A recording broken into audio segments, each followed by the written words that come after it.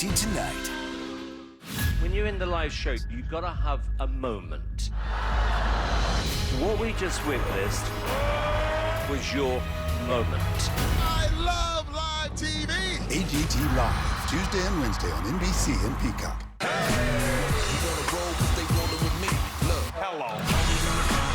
Now that you've heard the rest, you can hear the best. Who can be with the S and have this on your chest? Snoop joins The Voice Monday, September 23rd. Set your DVR now.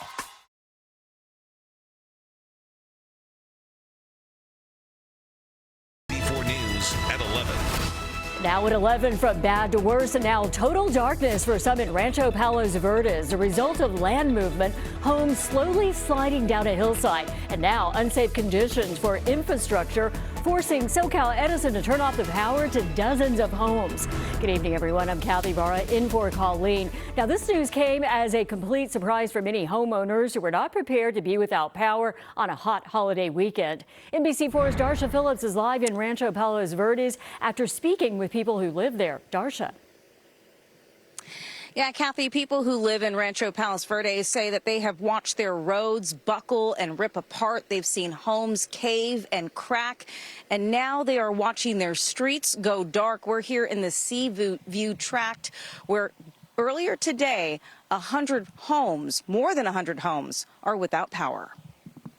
People who live in the Seaview Tract using flashlights to get a generator unboxed and working after the power was shut off to 105 homes. It takes your head a while to get your head around this. We're playing it day by day. David Blanco was out walking his dog when all of a sudden the street went dark. And I just learned that the lights just went out in our house, our cul-de-sac, for anywhere from 1 to 3 weeks. Over the weekend, the power was shut off to 140 homes in the Portuguese Bend area.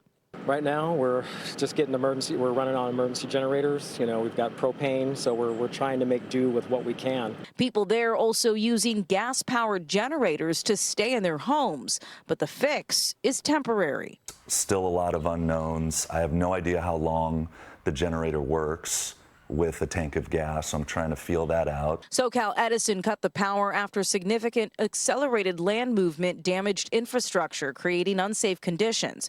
Residents knew the landslides were worsening, once moving an inch a year, now slipping more than 3 feet a month. But many say the sudden day's notice over a holiday weekend took them completely by surprise. The biggest thing is they tell us on the weekend and they shut us off. And now with Edison, they waited to a holiday weekend and shut us off, and everyone's scrambling to get, emergency power, or they have to move out of their homes. Now, with this latest shut off, 47 homes will be without power for just 24 hours. 40 homes will be without power anywhere between 1 and 3 weeks, and 20 homes are without power indefinitely. Live from Rancho Palos Verdes, I'm Darsha Phillips, NBC4 News. Darsha, thank you. Turning to the weather now, and excessive heat for the work week. We were out in Long Beach today, many taking advantage of the long weekend, cooling off by the water. And as we look from our camera high atop Mount Wilson, you will notice it is warmer out there than it has been in recent nights. If you're outside, meteorologist David Bigger here with a look on how hot it's going to get. Well, Kathy, and that is part of the problem that we're concerned about as we go through the next couple of days, is not only just the hot afternoons, but also the warm overnight temperatures, not really giving us a good chance to recover.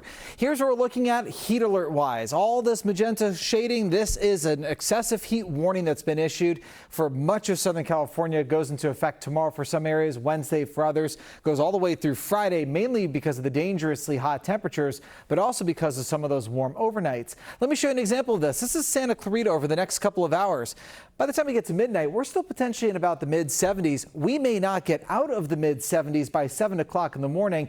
Then by 9, we're already in the mid 80s. And look at the temperature by 11 o'clock in the morning, already up in the mid 90s. So if you have anything to get done outside for tomorrow, try to get it done before about 10 o'clock in the morning. We are keeping an eye on a little bit of fog that's sitting off the coastline. It's just a few patches right against the OC coast right now. We might get a patch or two of fog for tomorrow morning.